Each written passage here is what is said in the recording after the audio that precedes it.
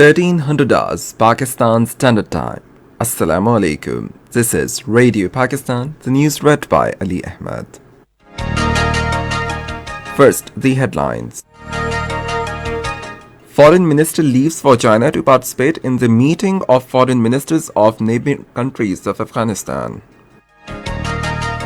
Advisor on Commerce says China is opening Khunjrab border from next month.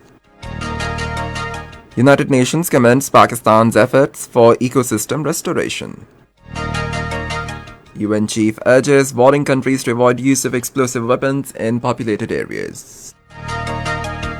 And now the news in detail. Foreign Minister Shah Mahmood Qureshi has left for China to participate in the third meeting of foreign ministers of neighboring countries of Afghanistan to be held today. Besides attending the neighboring countries' ministerial meeting, the foreign minister will interact with the counterparts from participating countries during his three-day visit. The foreign minister will hold meetings with the state councillor and foreign ministers of China, Wang Yi, his Russian and Iranian counterparts. It may be recalled that Pakistan had initiated the neighboring countries format in September last year with a view to evolving a regional approach on the situation in Afghanistan.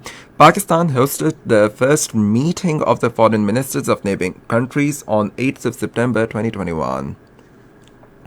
Advisor on Commerce Razak Daud has said China is opening Khunjrab border on the 1st of the next month, saying it will support local commerce on both sides of the border. In his tweets today, he said it will also help in utilization of the second phase of Pakistan-China Free Trade Agreement. The advisor on commerce urged the exporters to take advantage of this opportunity and increase their exports to China.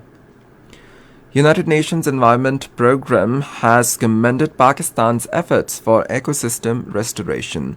In a statement, UNEP's Regional Director for Asia and the Pacific, Dechen Sering, said large-scale restoration initiatives such as the 10 billion tree tsunami project are central to Pakistan's efforts to support the UN decade and to increase ecosystem restoration.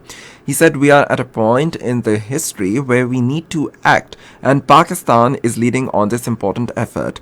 Sharing these very remarks of the United Nations Environment Programme on his Twitter handle, Prime Minister Imran Khan said he's proud of his team engaged in the environment-related projects. Special Assistant on National Health Services Dr. Faisal Sultan has said free-of-cost diagnostic tests for tuberculosis are available at the TB centers in the country. Addressing an event in Islamabad today, he said the country has pledged to eradicate this infectious disease by 2030. He called for greater coordination at different levels to achieve this goal. He said early detection of the TB greatly helps to treat the disease.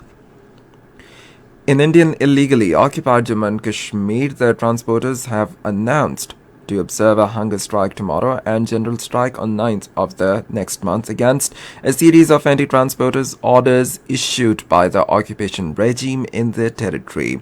In a statement, the transporters said that these orders are meant to break the backbone of the Kashmiris associated with the business. United Nations has urged the warring countries to avoid their use of explosive weapons in the populated areas during wars aimed to save innocent lives. In a statement, the UN Secretary General Antonio Guterres welcomed consultations due to begin next week on a political declaration to protect civilians living in cities and towns who come under fire from heavy bombing and shelling. Kremlin spokesman Dmitry Peskov has said that peace talks between Russia and Ukraine resumes in Istanbul today. Talking to media in Moscow, he said both the sides have decided to continue face-to-face negotiations. Meanwhile, talking to Russian media via video link, Ukraine's President Volodymyr Zelensky insisted on territorial integrity before talks. And the first one-day international of the three-match series between Pakistan and Australia will be played at Lahore today. The match will start at 3 p.m. Pakistan Standard Time. And that is the end of the news. For more news and analysis, log on to our website radio.gov.pk. Also watch live video streaming of our bulletins on the link facebook.com/Radio Pakistan News Official.